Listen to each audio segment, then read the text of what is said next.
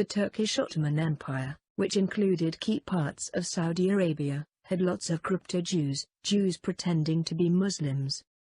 These crypto-Jews, also called donme, have connections to the Saudi royal family and Saudi religion. The donme were a group of crypto-Jews in the Ottoman Empire who converted publicly to Islam, but were said to have retained their beliefs. The group originated during and soon after the era of Sabbatai Zevi, a 17th-century Jewish Kabbalist who claimed to be the Messiah and eventually converted to Islam in order to escape punishment by the Sultan Mehmed IV.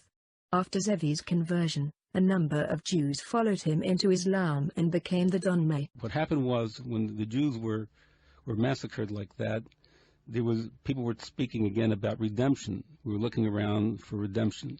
And all of a sudden, a man by the name of Shabbatai Tzvi, who was born in 1626 and died in 1676, came along and said, "I am the Messiah." And he had a tremendous following. When it was realized that his following was so great and there would be problems, the Sultan, because Shabbatai Tzvi was from Izmir, came along and gave Shabbatai a choice. Either you die or convert to Islam. So he converted. Now, there were about 1 million followers prior to the conversion. When the conversion happened, then there was disillusionment among the Jews. But there were some diehard people who set up different cults of Shabbatai Tzvi. And the worst one of them was called the Domeh, which was a secret organization. And the Domeh was based in Turkey and in Salonika. And the Domeh gave rise to these terrible orgies that went on, which became part of the immorality theology of Shabbatai Tzvi, corrupted later on. He apostatized himself 10 years before his death. So when he died in 1676, he had these cults doing all kinds of evil. Since the 20th century, assimilated donme might have intermarried with other groups and the most have assimilated into Turkish society. Despite their conversion to Islam, the Sabbateans secretly remained close to Judaism and continued to practice Jewish rituals covertly. They recognized Sabbatai Zevi as the Jewish Messiah, observed certain commandments with similarities to those in Judaism, and prayed in Hebrew and later in Ladino. They also observed rituals celebrating important events in Zevi's life and interpreted Zevi's conversion in a Kabbalistic way. Sabbatai Zevi made everything that was holy unholy. He rejected the rules of the Jewish holy books and every standard of Jewish decency. There would be no more guilt or sin or right or wrong, no more sexual taboos, no more 10 commandments, no more fasting. Instead, there would be feasting. Sabbatai Zevi's immoral leadership finally fell from grace when the Sultan of Turkey threatened him with torture unless he converted to Islam. Sabbatai converted to Islam, but he brought his infectious evil theology with him. There are several branches of the donme group. The first is the Izmirli, formed in Izmir, Turkey, Smyrna. This was the original sect, from which 2 others eventually split. The first schism created the sect of the Jacobi, founded by Jacob Querido, ca. 1650 to 1690, the brother of Zevi's last wife. 4. Querido claimed to be Zevi's reincarnation and a messiah in his own right. The second split from the Izmirli was the result of claims that Berechi Russo, known in Turkish as Osman Baba, was truly the next reincarnation of Zevi's soul. These allegations gained following and gave rise to the Karakashi, Turkish, or Konioso, Ladino, branch, the most numerous and strictest branch of the donme. 6. Missionaries from the Karakashi were active in Poland in the first part of the 18th century and taught Jacob Frank, 1726 to 1791, the alleged heir of Russo's soul. Frank went on to create the Frankist sect, another non-donme Sabbatean group in Eastern Europe. Jacob Frank Leibovich is the mastermind behind a global network of satanic cults. He taught that the Creator God was evil. Jacob Frank proclaimed himself as the true Messiah. He vowed never to tell the truth. He rejected every moral law and declared that the only way to a new society was through the total destruction of civilization. Murder, rape, incest, and the drinking of blood were perfectly acceptable actions and rituals. His followers established the Marxist system and have infiltrated Islam and Judaism. He was the Messiah of the Illuminati. Yet another group, the Lechli, of Polish descent, lived in exile in Salonika, modern Thessaloniki, Greece, and Constantinople. Several leading members of the Young Turk movement, a group of modernist revolutionaries who brought down the Ottoman Empire, were Donme.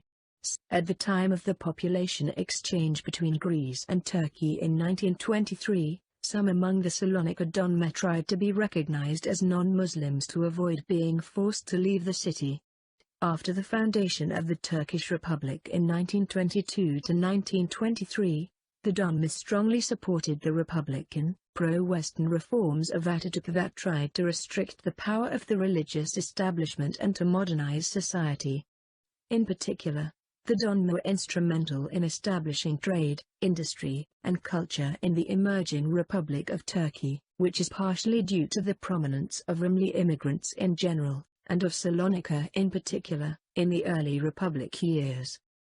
An interesting case is the one of Ilgaz Orlu, a Donme publisher who founded Zvi Publishers in 2000 and sought recognition as a Jew, but Abefdin refused to recognize his Jewishness without a full conversion. He claimed to have converted in Israel and then filed a lawsuit for changing his religion from Islam to Judaism in his registry records and identification. The court voted in his favor. Ask University, which is the part of the Fezai Schools Foundation, Turkish, Fezai Mektepler Vakf, FMV, and Teraki schools were founded by the Donme community in Thessaloniki in the last quarter of the 19th century and continued their activities in Istanbul after Greeks captured the city on the 9th of November 1912. There is a community of Donmes living in the Yenikoi district of Istanbul. The independent scholar Ifat Bali defines the term Donme as follows. The term Donme is a Turkish gerund meaning to turn, revolve or return and, by extension, to betray, that is, go back on, and to convert to another religion. It has come in popular parlance to refer to religious converts in general, and, more specifically, to the 17th century followers of the Jewish false messiah Sabbatai Sevi and their descendants, who outwardly converted to Islam but retained their secretive religious practices over the next several centuries, maintaining close communal and blood ties and practicing strict endogamy. While the great majority of the community's members abandoned their practices during the first quarter century, their past identity has continued to haunt them within Turkish society, and the term Donme itself remains one of opprobrium. Here's the thing. The Talmud says that the Messiah would come when everybody's good or everybody's bad. There is such a saying in the Talmud. So the Sabbatians said like this: it's impossible for everybody to be good, it's easy to be bad. So they turned around the Torah and they said if you do an evil deed, then you will use up the energy of the universe and it'll collapse and you'll force Messiah to come because you will have used up all the evil in the world. So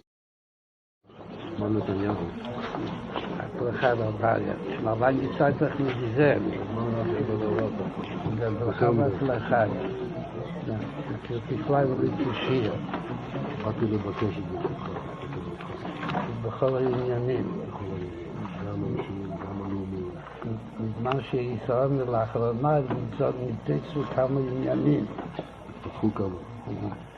מה שרואה עוד, וגם מצור שעדיין משיח ליבו. אז הייתה משהו במה ידיעתו. הכנראה שהיא מספיק, כאילו שהיום כבר כמה שוד בגיר ועדיין ליבו. אבל יש את כמה שוד saud, אבל יש להשתדל גם היום בבשורות טובות. יש שמחה וטוב לבב. כדי שחסידים מקפידים שכל מנוי ונצא שמחה.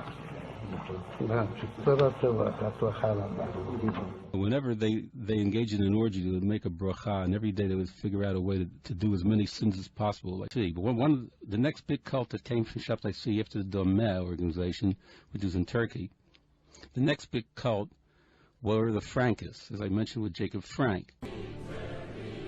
1 century later, Jacob Frank proclaimed himself to be the reincarnation of Sabbatai Zevi and the living Messiah for all Jews.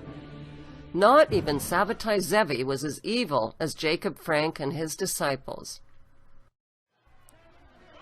Jacob Frank rejected traditional Judaism. He reversed the truth and told his followers, since we can't all be saints, let's all be sinners. The best way to imitate God, said Frank, is to cross every boundary, transgress every taboo, and mix, as God did, the sacred with the profane. Orgies, incest, rape, and sexual intercourse with children, including sodomy on young boys, were no longer sinful.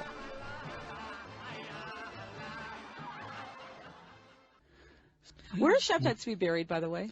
He's buried in Albania. Do people go and visit his grave? And I understand they do. It's a Sufi shrine. It's a Sufi shrine, which is Islam. Sufi is a Gnostic movement in Islam, which seemed to have been a tremendous influence on the Sabbatian movement. And the Sufi go all the way back in history, prior to even Islam. And this business about virgins being a gift if you kill for Allah came from a particular Sufi cult. One of the Sufi cults were the assassins. Why were they called the assassins? From hashish. The people would have hashish, and Hassan ibn Saba, the old man of the mountain, had a bunch of people that would assassinate people, and because they had hashish all the time, they were called assassins. So he equates the Illuminati with this movement. The old Illuminati prior to the 1776 organization of Illuminati. Now Hassan ibn Sabah, being the old man of the mountain as he was called, had a tremendous amount of influence in Islam, and that entire Sufi cult. That the Saudi Arabian king is Donmei, which is also the Donmei were the Sabbatians who took over the Turkish Caliphate. In the history book of the Saudi family, pages 98-101, their private family historian declares that the Saudi dynasty considers all the people of Najd blasphemous, so their blood must be shed, their properties confiscated, and their females be taken as concubines. No Muslim is authentic in his/her belief unless he or she affiliates to the sect of Muhammad bin Abdul Wahhab, whose origins are also Jewish from Turkey. His doctrines give authority to the Saudi family to destroy the villages with all their inhabitants, males including children, and to sexually assault their women, stab the bellies of the pregnant, and cut off the hands of their children, then burn them. They are further authorized by such a brutal doctrine to plunder all the properties of whom they call renegades, not following their Wahhabi sect. Their hideous Jewish family has, in fact, done all that kind of atrocities in the name of their false religious sect, the Wahhabi, which was actually invented by a Jew so as to sow the seeds of terror in the hearts of people in towns and villages. This Jewish dynasty has been committing such brutal atrocities ever since 1163 AH. They have named the whole Arabian Peninsula after their family name, Saudi Arabia, as if the whole region is their own personal real estate, and that all other inhabitants are their mere servants or slaves, toiling day and night for the pleasure of their masters. The Saudi follow the Wahhabi form of Islam. Reportedly, the founder of the Saudi Wahhabi sect of Islam, Muhammad ibn Abdul Wahhab, was a crypto-Jew. An Iraqi intelligence report, dated 2002, and released in 2008 by the U.S. Defense Intelligence Agency, points to the Jewish roots of Wahhab. The report uses the memoirs of a Mr. Hempher, a British spy who claimed to be an Azeri. In the mid-18th century, Hempher made contact with Wahhab in order to set up the Wahhabi sect. Reportedly, the purpose of the Wahhabi sect was to bring about an Arab revolt against the Ottomans and pave the way for a Jewish state in Palestine. Balfour signings, the documents that were signed because they needed to dismantle the caliphate in order to go forward with that Israel was set up to be a safe haven for criminals. And their activities over the last 100 years have proven that, since the Balfour signing, that they have used that region of the earth as a cover for their crimes. And many of the people who have settled there, subsequent to the controlling of that area by the British, who handed it over to them, have actually been Ashkenazis who were converts to Judaism back in 760 A.D. They were from an area called Khazaria, and they're not even Semites. So most of the people living there are just basically posers. They're not even Semitic people. Hempher's memoirs are accounted by the Ottoman writer Ayub Sabri Pasha in his 1888 work, The Beginning and Spreading of Wahhabism. In his book, The Donmeh Jews, D. Mustafa Turan writes that Wahhab's grandfather, Tijjan Suleiman, was actually Tijjan Shulman, a member of the Jewish community of Basra, Iraq. In his book, The Donmeh Jews and the Origin of the Saudi Wahhabis, Rafat Salemkebbar reveals that Shulman eventually settled in what is now Saudi Arabia, where his grandson, Muhammad Wahhab, founded the Wahhabi sect of Islam. The Iraqi intelligence report states that Shulman had been banished from Damascus, Cairo, and Mecca for his quackery. Abdul Wahhab Ibrahim al-Shamari's book, The Wahhabi Movement, The Truth and Roots, states that King Abdulaziz ibn Saud, the first Saudi monarch, was descended from Mordechai bin Ibrahim bin Moish, a Jewish merchant from Basra.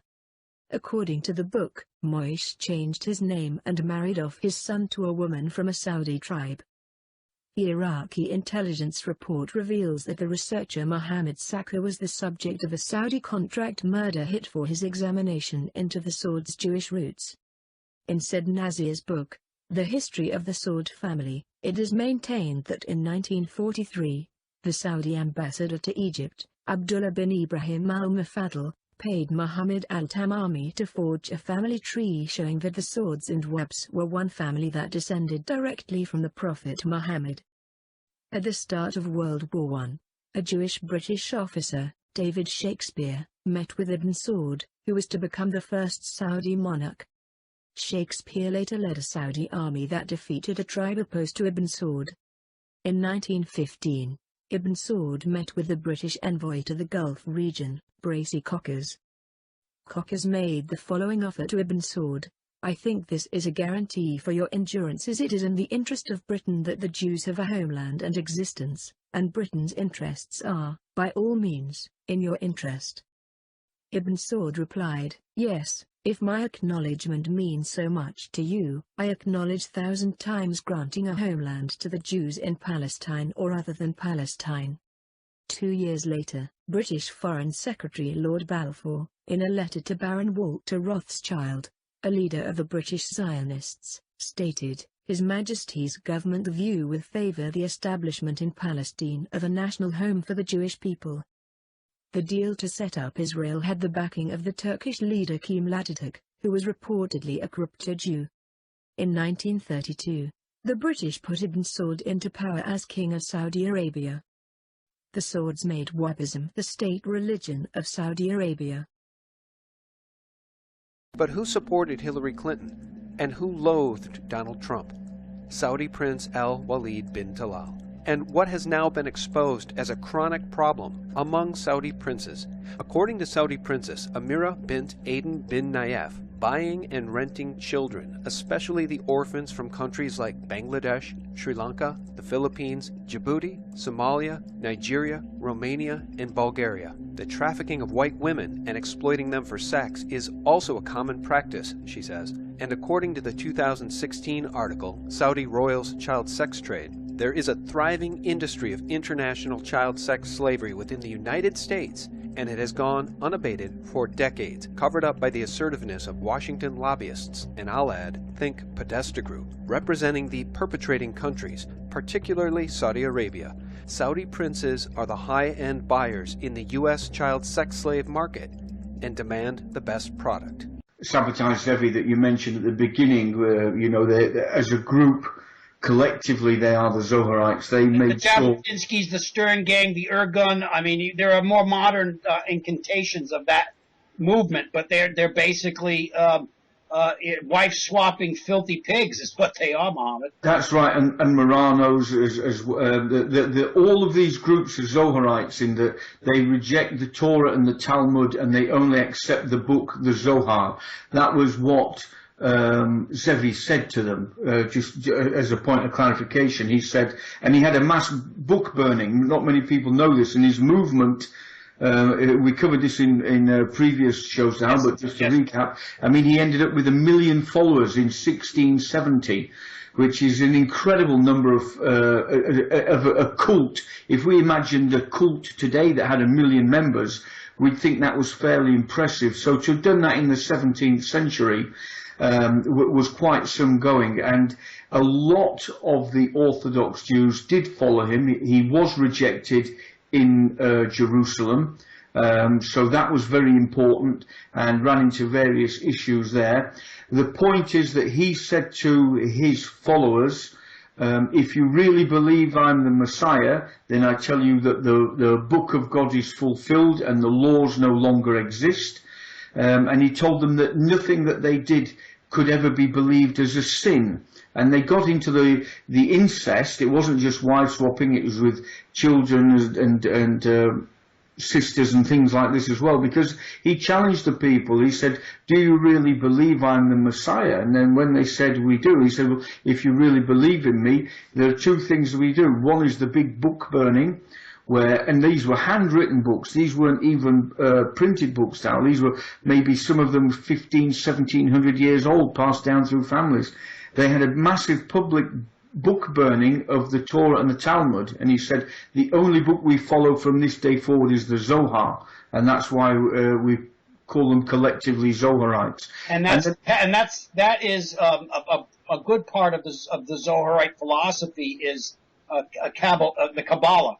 Well, it's basically the Kabbalistic teachings and the Kabbalah and its associated teachings lifted from the Talmud. It's from a theological perspective, we would say it's a book of magic.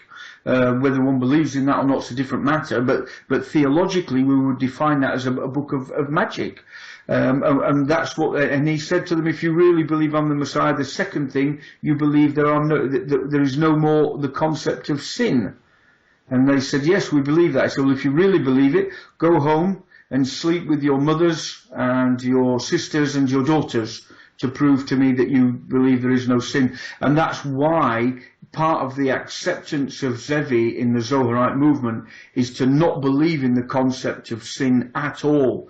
And that the belief in sin is to do with the people who are, I suppose the Zoharite equivalent of calling them maybe heathens, you know, or their version of Goyim. And these people have hijacked and sit behind Judaism, and even pretend to be Orthodox Jews. As we know, they've got that Orthodox look about them. Yeah, with the Lubavitch. The Lubavitch are a great example. Probably 80 to 90% of the Lubavitch are actually truly Zoharite, and there's 10% of them don't know that the rest are Zoharite. They're waiting to corrupt. So they've been working as a force within inside the Jewish community to corrupt them, but they've controlled it ever since the days of Jacob Frank and because Jacob Frank, of course, became the scholar or the